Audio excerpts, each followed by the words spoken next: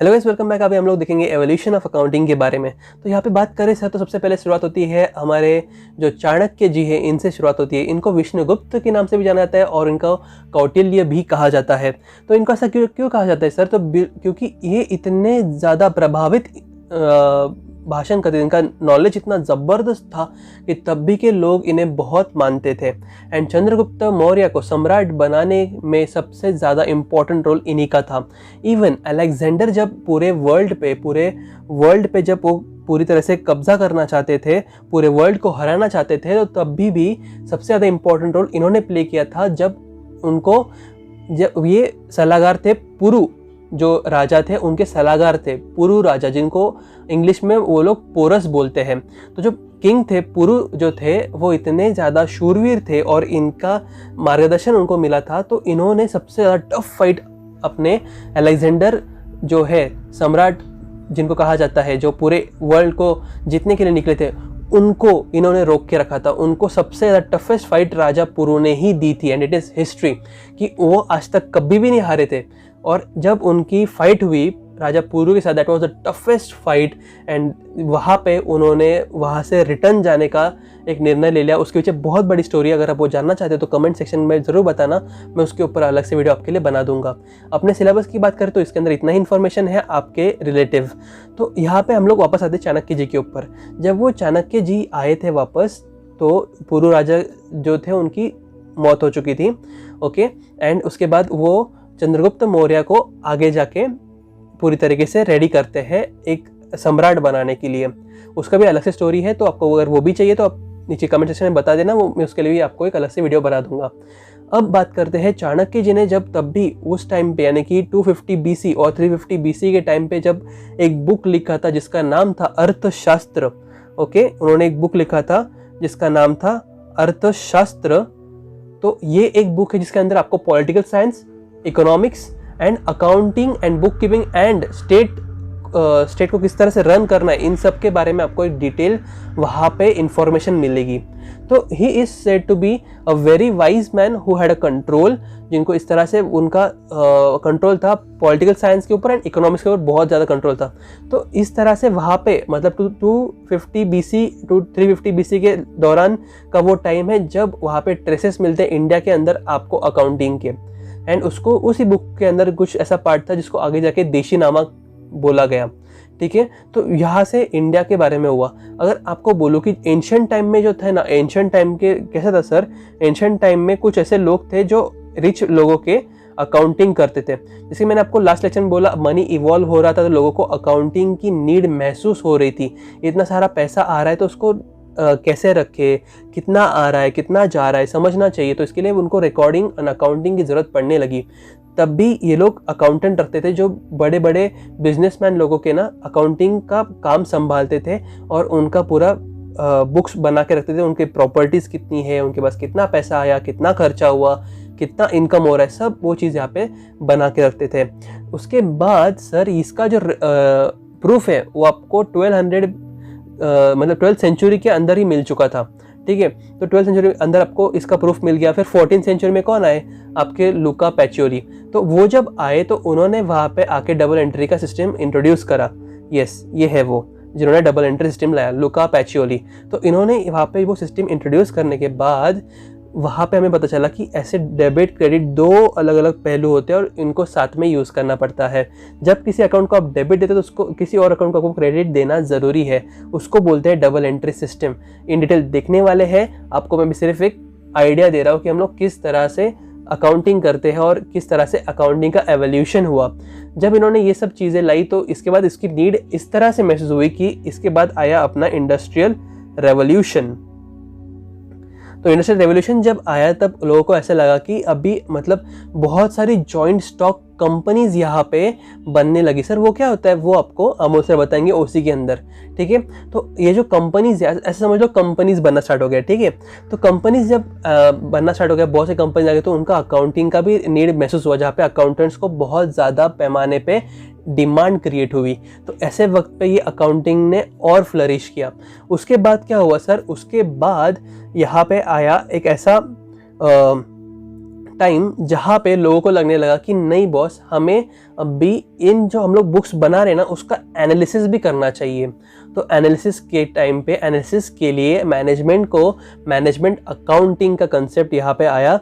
यहाँ पे उसको बोलते हैं आपका मैनेजमेंट अकाउंटिंग। तो ये जो प्रोसेस था इसके अंदर आपको एनालिसिस करना पड़ता था आपके फाइनेंशियल स्टेटमेंट्स का। तो इस तरह से पूरी तरह से इवॉल्व होकर आपका अकाउंटिंग सिस्टम आया। ओके, तो चलिए आपका टेक्स्ट देख लेते हैं अभी।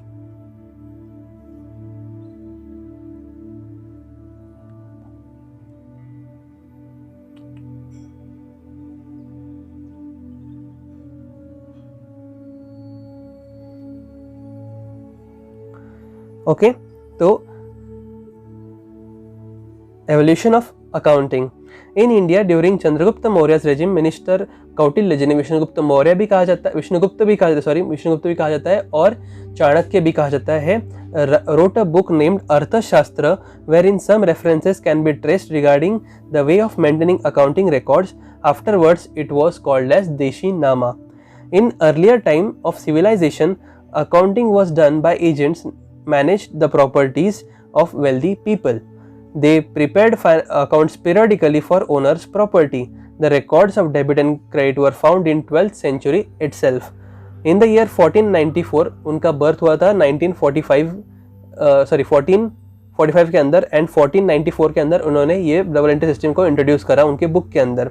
लुका D बार्गो पैचियोली, an Italian merchant, introduced double entry bookkeeping system. Due to industrial revolution in the 18th and 19th centuries, large scale operations were carried on and joint stock companies emerged as an important form of organization which involve separation of ownership from management. तो जो company होती है ना उसके अंदर आपका management अलग होता है एंड ओनरशिप अलग होती है। जैसे मैंने आपको पिछले वाले वीडियो के अंदर बताया कि वहाँ पे छोटे छोटे शेयर्स बनाए जाते हैं, छोटे छोटे पार्ट होता है जिसका आप कंट्रीब्यूट करते हो तो आपको एक शेयर मिलता है, तो आप ओनर हो जाते हो। पर आप प्रैक्टिकली सोचो, इतने ज़्यादा लोग यानी कि समझो 50-60 हज़ार लोग जिन्होंने शेयर्स लिए हैं, इतने सारे लोग ऑफिस जाने लग गए और कंपनी अंदर बैठने लगे, तो कंपनी कैसे चलेगा? इतने सारे ओनर्स, इतने सारे माइंड्स, इतने सारे मतलब बोलते ना जितने ज़्यादा दिमाग उतने ज़्यादा विचार, तो उतने ज़्यादा रास्ते, तो इतना ज़्यादा कॉन्फ्लिक्ट हो जाएगा उनके अंदर। तो इसके लिए वो उनमें से जो 50-60 हज़ार लोग होते हैं उनमें से कुछ लोगों को इलेक्ट करते हैं, उनके अंदर इलेक्शन होता है, तो वो जो इलेक्ट करते हैं लोग उनको बोलते हैं बोर्ड ऑफ डायरेक्टर्स। तो वो बनता है आपका मैनेजमेंट, तो वो लोग मैनेज करते हैं, यानी कि आपका मैनेजमेंट अलग हो गया, ओनर्स अलग हो गए। तो ये जो डिफरेंस है, डिस्टिंग्विशमेंट होता है ओनरशिप में एंड मैनेजमेंट में, ये आपको मिलता है कंपनी के अंदर। आप जब सोल प्रोप्राइटर दिखते हो यानी कि एक बंदा आपका बिजनेस संभाल रहा है, तो उसके अंदर मैनेजमेंट भी वही है और ओनर भी वही है। पार्टनरशिप के अंदर भी पार्टनर भी वही है और ओनर भी वही है, मैनेजमेंट भी उसी के पास होता है। तो इस तरह से ये बाइफर्केशन कब हुआ? जब कंपनी आया, समझ रहे हो? Hence, to safeguard the interest of owners, investors, the business establishments required detailed information about business, which paved the way of development of comprehensive accounting information system. एक इस तरह से अकाउंटिंग सिस्टम बनाने की जरूरत थी जहाँ पे पूरी तरीके से आपको डिटेल इन्फॉर्मेशन मिले आपके स्टेक होल्डर्स को। स्टेक होल्डर्स कौन थे आपको मैंने लास्ट वीडियो के अंदर बताया, राइट? उसके बाद in the 20th century the need for analysis of financial information for managerial decision making sensed emergence of management accounting as separate branch of accounting. जैसे मैंने आपको बोला कि वहाँ पे उनको एनालिसिस की ज़रूरत पड़ी कि जिससे वो लोग डिसाइड कर सके और डिसीजंस ले सके कि उनको आगे क्या स्टेप लेना होगा, राइट? दो accounting was individual centric in the initial stage of evolution of accounting, it has gradually developed into social responsibility in the 21st century। Initially जो था वो एक मतलब जब हमने स्टार्ट किया था अकाउंटिंग को, यानी कि तब भी 9000 BC, बाद में 1200 BC या फिर जो भी होगा, तब भी जब हमने स्टार्ट किया था वो खुद के लिए था। मतलब हम अकाउंटिंग क्यों करते थे? हम लोग खुद के लिए करते थे। हमें प्रॉफिट जानना है, हमें लॉस जानना है, हमें जो भी जानना है वो खुद के लिए जानना चाहते थे। पर अभी क्या हुआ सर? तो अभी 21st century अंदर ये एक इम्पॉर्टेंट चीज़ बन चुका है, ये एक मैंडेटरी चीज़ बन चुका है जो हम लोग खुद के लिए तो करते ही है पर साथ में बाकी लोगों के लिए भी करते हैं। तो ये क्या बोल रहे हैं यहाँ पे? It became a social responsibility, यानी कि हम लोग जब बुक्स बनाते हैं वो गवर्नमेंट यूज़ करता है, इन्वेस्टर्स यूज़ करते हैं, हमारे सेलर्स, हमारे सप्लायर्स, हमारे कस्टमर्स, हमारे employees, every person uses it. तो तो समझ रहे हो, हर एक बंदे के लिए वो इम्पोर्टेंट बन गया। स्टार्टिंग में चालू किया तो इंडिविजुअल सेंट्रिक था, इंडिविजुअल के लिए था, इंडिविजुअल ने बनाया था, पर आज 21st सेंचुरी की जब हम बात करते हैं तो तब भी ये सबके लिए इम्पोर्टेंट होता है और सबको इसका नीड होता है। तो ये बन गया अपना सोशल रिस्पॉन्सिबिलिटी कि हमें बुक्स ऑफ अकाउंट्स मेंटेन करने पड़ते हैं। Okay, this is due to the vast growth of business activities as a result of development in various fields. Thus accounting has become inevitable in the modern world और for business. Sir ये inevitable कहीं कहीं सुना सुना से लग रहा है, याद आ रहा है?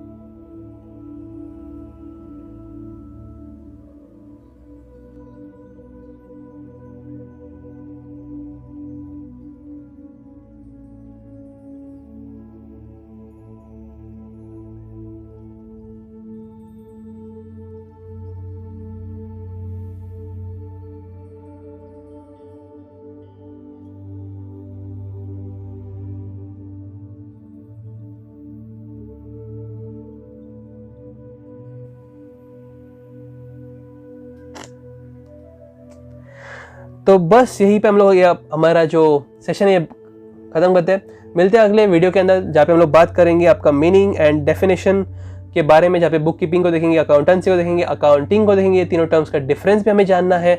आने वाली वीडियोस में हम लोग वो देखने वाले हैं। अगर आपको ये वीडियो पसंद आएगा तो लाइक ज़रूर कर देना, एंड आने वाले जो वीडियोस है अगर वो जानना चाहते हो तो सब्सक्राइब कर देना और बेल आइकन को प्रेस कर देना। ठीक है, तो मिलते हैं अगले वीडियो में। Till then guys, take care, bye bye. इतनी दर्द फुट जाती नहीं।